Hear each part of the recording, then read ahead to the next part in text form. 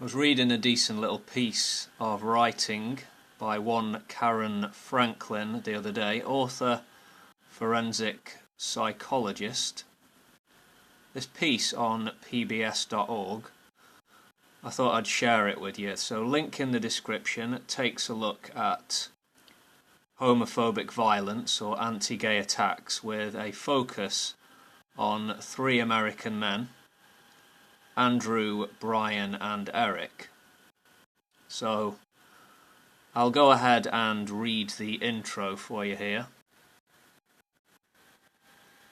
It's called Inside the Mind of People Who Hate Gays. Bias-related violence against homosexuals is believed to be widespread in the United States, with perpetrators typically described by victims as young men in groups who assault targets of convenience. Victim accounts suggest that assailants possess tremendous rage and hatred. Indeed, documentation of horrific levels of brutality has led gay activists to characterize the violence as political terrorism aimed at all gay men and lesbians. Other motives for anti-gay violence suggested in the literature include male bonding, proving heterosexuality, and purging secret homosexual desires. Due to a dearth of empirical research with assailants, motives are largely inferred from victim accounts and a handful of publicized cases. Thus, the goal of the research discussed in this chapter was to investigate assailants' self-described motivations for their assaults. Sections of this piece include headings like enforcement of gender norms, peer dynamic, thrill-seeking, and social powerlessness. And finally comes an interesting conclusion. I'll leave you with the opening paragraph of social powerlessness, and I encourage you to read the whole piece. It's genuinely insightful. Okay, let me just scroll down a wee bit here.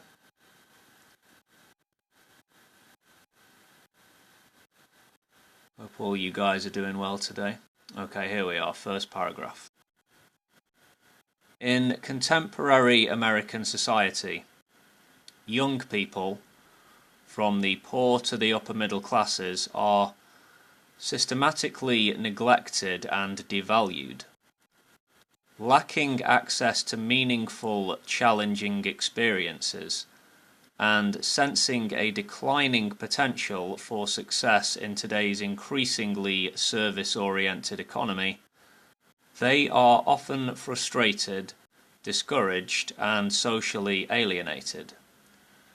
Young white males, in particular, face the contradiction of being taught to expect hegemonic masculine power while being denied any real access to it. This contradiction fosters power-seeking, adventurist recreational activities at the expense of others who also lack power within the social order, such as women, racial minorities, and homosexuals.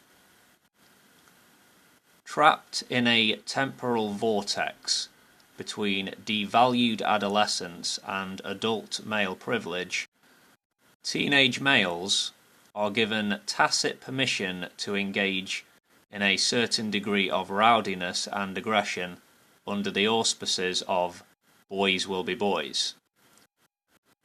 This is particularly true for young men from more privileged strata, such as the fraternity boys discussed earlier, for whom peer group dynamics and thrill-seeking often lead to exaggerated displays of masculinity, regarding which society largely looks the other way.